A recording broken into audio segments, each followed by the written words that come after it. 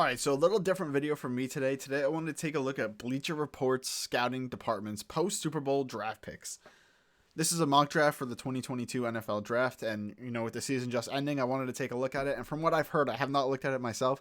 People are saying that this is one of the worst mock drafts they've ever seen, so I want to take a look at it. Me personally, being a Jet fan, I'm probably going to be a little biased towards the Jet picks, but overall, I want to see what they have everyone taking. So without further ado, let's get into it. First overall pick, they have the Jacksonville Jaguars taking Evan Neal. If you listen to my Jacksonville Jaguars video, I actually agreed with this pick, so I'm not going to talk too much about it. If you want to hear more about it, go to that video and watch it. I'll leave the link in the description below. Detroit Lions taking Kayvon Thibodeau. I think he's the best player in the draft again. No issues with that. I feel like the first five probably pretty standard, to be honest. The Houston Texans, Aiden Hutchinson, right?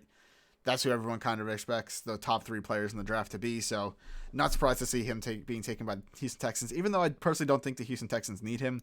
A lot of people have him, Kyle Hamilton, being this pick instead. So again, Aiden Hutchinson, oh my God. I think he's a very good player. So again, I'm not going to disagree with the pick there. New York Jets, George Karlaftis. Well, considering that I wouldn't take George Karlaftis until the end of the first round to have him at number 4 and going to my team, I'm already going to say this is a terrible mock draft. The Jets, they don't have the greatest edge rusher combo in the league. John Franklin Myers had a great season for the New York Jets. And then they didn't have Carl Lawson, who was their big free agent signing last year because he tore his Achilles in the preseason.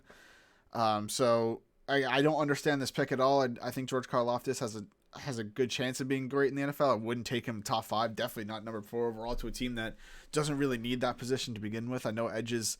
This is a mock draft that's just picking everything based on, what positions they are valuable and stuff like that. That's why they have the Jets taking an edge that's not a top 5 pick. I think he could develop into a great player, sure, but you can take a development player at 4. Number 5, Ikem Ekwonu. I think he's a really good player. I honestly think that he might be actually a better prospect than Evan Neal personally. So again, I love this pick for the Giants. So far, I only don't like the Jets pick. Carolina Panthers, offensive tackle from Mississippi State, Charles Cross. Again, I think a very good tackle. I think all 3 of those tackles are going in the top 10. I think 6 is a little high. The Panthers don't have a quarterback, really. I know they're paying 2 quarterbacks. I don't know what the Cam Newton situation actually looks like. However, offensive tackle is definitely not a terrible pick, right? Anytime you can build your offensive lineup is huge. And I think Charles Cross could do that for the Panthers. I do think it's a little high, but I don't hate the pick. New York Giants from Chicago, wide receiver Drake London at USC. I think Drake London has a lot of versatility. He really shined at USC. I know some people, because I think he was injured this year, have put him further down in mock drafts. I think he has a ton of talent. I kind of want him to play for the Jets, to be honest. I think a lot of the wide receivers are good. The Giants do lack some weapons. It seems like they're going to be building around Daniel Jones for the future. That's what it seems like. So I don't really hate them taking an offensive tackle with Ikem and then taking Drake London. I actually think those are some pretty good picks for the Giants. Atlanta Falcons safety Kyle Hamilton. The Falcons secondary is actually really good. I do see most mock drafts having them taking a quarterback here. However, if you add Kyle Hamilton to that secondary with AJ Terrell and stuff like that, oh my God, that secondary is going to be lethal. And then you work on offense a little bit later. I don't think Matt Ryan's a terrible quarterback, so I don't think it's right. I don't think you're going to win the Super Bowl with this team, right? But you're definitely not going to be the laughingstock of the NFL if you take Kyle Hamilton. I also think he might be the best player overall. And again, he's falling in this mock draft, I could only assume, because of valuable positions and stuff like that. Number 9, the first quarterback off the board. Quarterback Kenny Pickett out of Pittsburgh. He did play in the Senior Bowl. He looked pretty good, actually. But Malik Willis still the show, so I am surprised to see the Broncos picking a quarterback that isn't Malik Willis in a mock draft after that Senior Bowl. I'm not saying that won't happen, but with the hype around the Senior Bowl and everything that happened, I am surprised to see that Malik Willis isn't the first quarterback off the board. The Broncos, I don't understand why they'd pick a quarterback. I know a lot of mock drafts have them taking them because maybe they don't think Teddy Bridgewater's the future. They have a new coach there and stuff like that. So definitely an interesting situation here. I don't hate the pick. I don't love the pick. I think Kenny Pickett's going to be fine. I don't really think any of these quarterbacks are top 10 worthy. Besides Malik Willis, to be honest. I love Malik Willis. So interesting pick here. I don't hate it. Don't love it. New York Jets defensive lineman Jordan Davis. Why do they have the Jets taking 2 defensive linemen in the top 10? And I'm sorry, but I don't think either of them are top 10 talent. So this is just mind blowing. Maybe this is why I saw that this mock draft was so bad, because I see all the Jet fans tweeting about it, like the ones that I follow and stuff. So this is ridiculous. Jordan Davis, I think he's a great player, but why do the Jets, whose strength is probably their defensive line already, adding more defensive linemen in the top 10? That doesn't solve anything. It literally solves nothing. What do they even say? He's different than everyone else in the class. Reigning Outland Trophy winner. Yeah, I get Fadakasi is probably leaving a free agency, but I don't think this is the pick. I don't think this helps at all. You're not adding any offensive weapons around the Jets or around Zach Wilson. Excuse me. Weird picks. But maybe it's just my Jets bias coming out, so I won't slander that too much. Washington Commanders, Desmond Ridder. Wow. Okay, so they have Desmond Ridder, also played in the Senior Bowl, had a pretty good game. They have him being over Malik Willis and Matt Corral, who, me personally, I would have those as my top two quarterbacks in the draft. So I'm surprised to see that. I get the Washington Commanders, Tyler Heineke. I don't know if he's the answer. They had Ryan Fitzpatrick. We don't know what's happening with that. So they have the first ever pick for the Washington Commanders organization being quarterback Desmond Ridder. Again, I don't hate it. I do think they need a quarterback. I would expect them to take a quarterback in the first round, to be honest, but Desmond Ridder would not be my pick, especially with both Matt Corral and Malik Willis on the board. Minnesota Vikings quarterback Derek Stingley Jr. I think they're just kind of taking best player available, which I think is smart for the Vikings. A lot of injury concern about Derek Stingley Jr., but I mean, when he's played, he's been phenomenal. So I think I like that pick, right? I think it's a simple pick. Cleveland Browns wide receiver Chris Olave. Wow. I think Chris Olave is a fantastic player. I'm surprised to see him going over Garrett Wilson. I think the Browns should take a wide receiver with how loaded this wide receiver draft class is, and having a pretty good pick because of a disappointing season. Surround Baker Mayfield with some more weapons. And Chris Olave, I don't hate it. I'm surprised to see him going over Garrett Wilson, but I don't hate the pick for the Browns. I think it's a good pick. Baltimore Ravens, Ahmed Gardner, also known as Sauce Gardner from Cincinnati. Personally, I think he might be the best cornerback in the draft. I think he is the build to be a great cornerback in the NFL. Very aggressive cornerback. So overall, I think it's a good pick for the Ravens. Keep solidifying that defense. I would probably maybe add some more weapons around Lamar Jackson. I understand they run a different kind of offense than a traditional NFL offense due to Lamar Jackson, but I mean, with so much talent and not that much wide receiver talent taken off the board, I am surprised to see them opt to go defense. But again, I think Sauce Gardner is one of the best players in the draft. So when he's there, I guess you take him. Philadelphia Eagles, Kaiir Elam. I'm sorry if I butchered that name. Again, another good cornerback. Not surprised. The Eagles definitely need some help in that secondary. They definitely need some help offensively as well, though. So again, a little surprised, but I think he's a great prospect. Not surprised to see the Eagles taking a great prospect. Philadelphia Eagles again. David Ojabo. Now this I think is a really good pick. I think David Ojabo is a better edge prospect than George Karlaftis, who Bleacher Report had the Jets taking at 4 overall. So here I think it's a good pick for the Eagles. I think you're taking one of the best players in the draft. Who's on the other side of Aiden Hutchinson. Allowed Aiden Hutchinson to not be double and triple teams because Michigan had just a dynamic duo on the edge. So I think good pick for the Eagles. I think he'll fit in with a veteran defensive line that will be able to help him grow pretty quickly and can have a successful career, hopefully, right? Los Angeles Chargers, Devonte Wyatt, defensive lineman at Georgia. I mean, Georgia used one of the most unique defensive line schemes I think we've seen in college football with the rotation that they ran. They literally had like players running off the field every play and running back on. So a lot of talent on that Georgia defensive line because they were just a menace all season. And because of that rotation, their players were basically had great stamina throughout the entire game because they weren't using it every play and stuff like that. So again, the Chargers going to try to build up that defense. Their offense looked pretty good. Maybe the weakness point was the defense. So taking a good defensive lineman, I think it's a good pick. New Orleans Saints wide receiver Jameson Williams out of Alabama. I love Jameson Williams. I think if he didn't tear his ACL, I believe it was in the championship game. If he didn't tear his ACL, I think he's the number one wide receiver off the board after the season he had. He just seems so fast. He runs routes so well. He could put his foot in the ground, just be faster than everyone else. And we see so many wide receivers doing that in the NFL, having success. So I think great pick for the Saints, right? If they keep Jameson Williams, did I just say Jameson? You're now messing people up. If they keep Jameis Winston, I know they have a new coach and stuff, but with Michael Thomas not being able to stay on the field, the weird situation that happened with him last year, I think Jameson Williams is a great pick. Build that New Orleans Saints wide receiver core up. And then Philadelphia Eagles, again, their third pick of the first round. They have Tyler Linderbaum. I think he is one of the best center prospects the NFL's seen in the last probably 7 years. So we don't know what's happened with Jason Kelce. He might be retiring, stuff like that. So, when you have a center prospect this good, you don't pass up on him if you're going to be losing one of the best centers of all time. So good pick for the Eagles. Pittsburgh Steelers quarterback Malik Willis. Now, I love this fit, actually. I know I've been saying the entire video that I think Malik Willis is the best quarterback in the draft, and I still do think that.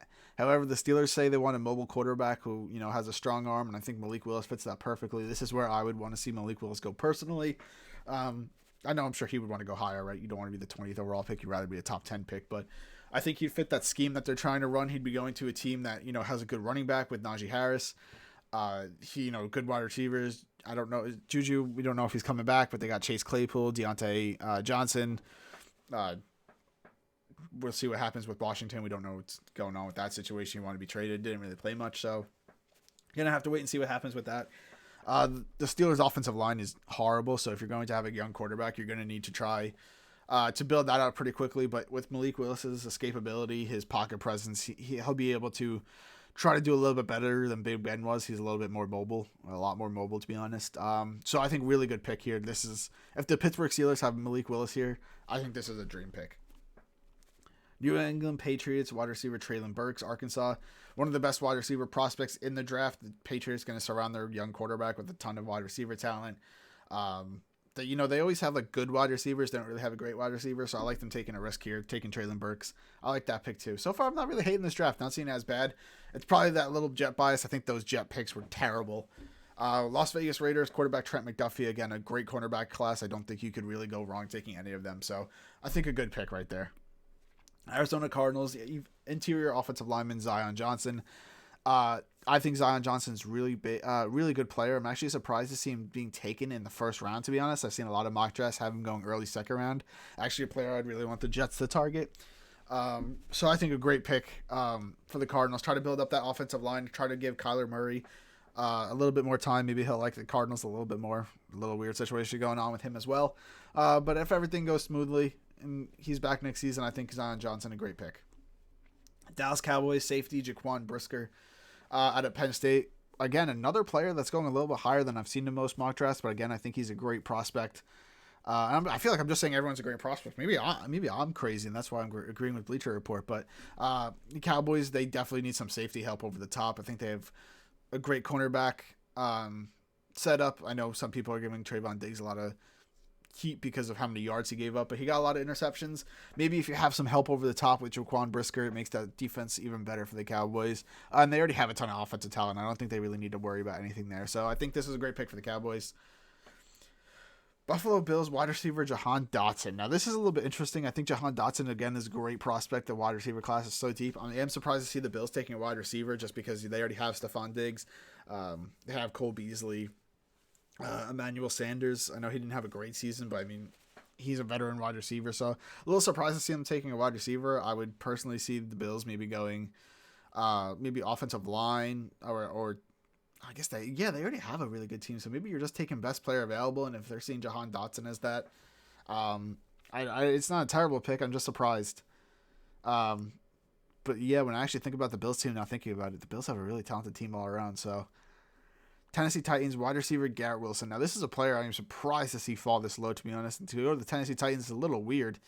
I guess you're trying to surround Tannehill with as many weapons as you possibly can. I mean, if Ryan Tannehill has a good offensive line like he does, wide receivers of Garrett Wilson, Julio Jones, A.J. Brown, and then Derrick Henry in the backfield, I mean, you literally have no excuse to perform badly, right? They're setting you up with the best weapons and the best offense around you, so I mean, maybe they're making no excuses for Ryan Tannehill, or maybe setting up maybe a future quarterback in a later date, maybe Aaron Rodgers. Maybe. I guess we'll wait and see what happens with that. Or maybe another quarterback, Russell Wilson. Because if they get Garrett Wilson and all those weapons I just said, that's a ridiculous offense, to be honest. And I love Garrett Wilson, so Tampa Bay Buccaneers defensive line, Logan Hall. Interesting pick here, to be honest. I honestly thought with Matt Corral on the board, the Buccaneers would maybe opt to take a quarterback, unless maybe this is assuming that they get one in free agency or something like that, because I doubt they go into the next season with Kyle Trask as their starter.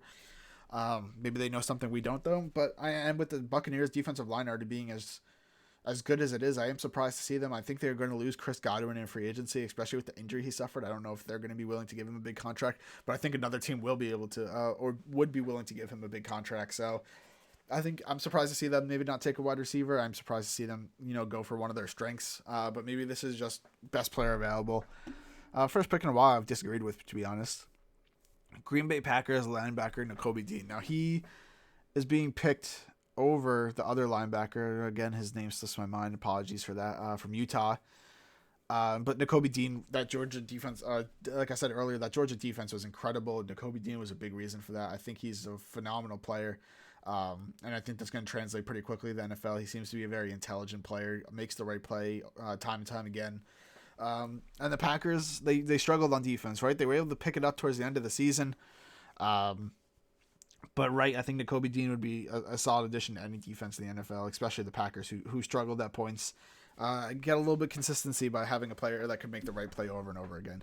I would take a wide receiver, but with how many wide receivers are off the board, probably not, to be honest. Miami Dolphins offensive tackle Bernard Raymond. To be honest, this is a little high for this. I know he had a pretty good Senior Bowl and a Senior Bowl week. I'm pretty sure. However, I am surprised to see him go in the first round. But the Miami Dolphins, I guess, trying to give Tua a little bit more time. They're bringing in the offensive coordinator from the 49ers, so I'm assuming he's going to be bringing that Shanahan-style offense, run first, play action pass and stuff like that. So you're definitely going to need some good offensive linemen. So I guess that's the reason for this pick. So I think I'm just trying to rationalize it. I don't think it's the best pick, but I mean, I think Bernard Raymond might have he's a good chance of being a good player in the NFL, and I'm just surprised to see him being taken so high.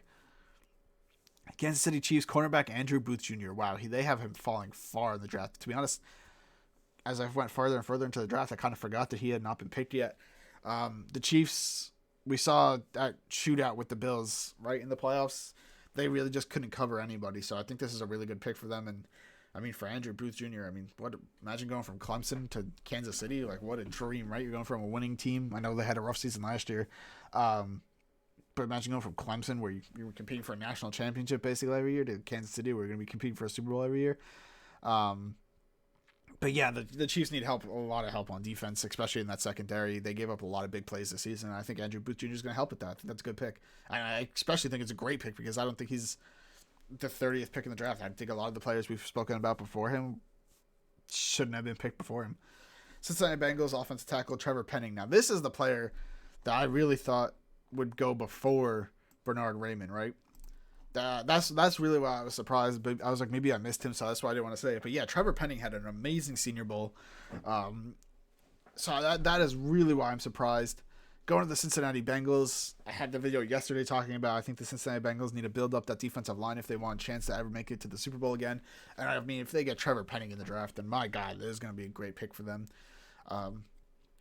So I really can't complain about that. I think that's a great pick. I just don't see him being there for the Bengals. And then last but not least, we have the Detroit Lions from the LA Rams because of the Matt Stafford trade. They have Justin Ross. Wow. Okay, see, another great wide receiver. I'm just surprised because of his injury that he had that basically kept him out the entire season. And even when he did come back for Clemson late in the season, he was not really used much. It seemed like they were very skeptical to have him out there. So I am surprised to see them having him go in the first round. I actually haven't even seen a mock draft for having him in the first two rounds. Maybe that's just me missing him or something, but wow, okay, that is... See, this would be an amazing pick if this was 2 years ago, before his spinal injury that he had, and that scary injury. But Justin Ross, when he was healthy at Clemson, oh my gosh, he was maybe one of the best receivers in the nation, if not the best receiver in the nation. So you're taking the risk, I guess, the Detroit Lions with that pick. You know, this is an extra pick if you really think about it. So you take the risk at maybe getting one of the best wide receivers in the entire draft at number 32 in the last pick of the draft. Or the last pick of the first round. Overall, I think maybe one of the reasons why I heard this draft was was bad was because I saw a lot of Jet fans saying how bad it was. And yeah, if you're the New York Jets and this is how you come away in the first round, you are going to be absolutely embarrassed because if you take George Karlaftis at number 4 overall, like, my God, I don't even know what to say. I'd be pissed as a fan. But overall, I don't think the draft was terrible. There was definitely some picks I'm confused about. Like I said, Justin Ross definitely confused about. I'm surprised Trevor Penning is getting taken at 31. I think he's going to go a little bit higher. Andrew Booth, again, I think he's going to go higher. Bernard Raymond, I think, is crazy being that high. Nakobi Dean falling that low. Like, there's just so many things that I'm like, yeah, these picks make sense, but I just don't think that's how it's going to work out. I think a lot of times in the draft, you see teams taking best player available. This just didn't seem to be that. It seemed trying to fit team schemes and stuff more, which doesn't always happen. So let me know what you guys think of Bleacher Reports in the mock draft. Let me know if you guys want me to continue going through other mock drafts and stuff like that. If you guys enjoyed the video, please make sure to leave a like, comment, subscribe. It helps out the video so much. And that's it, guys.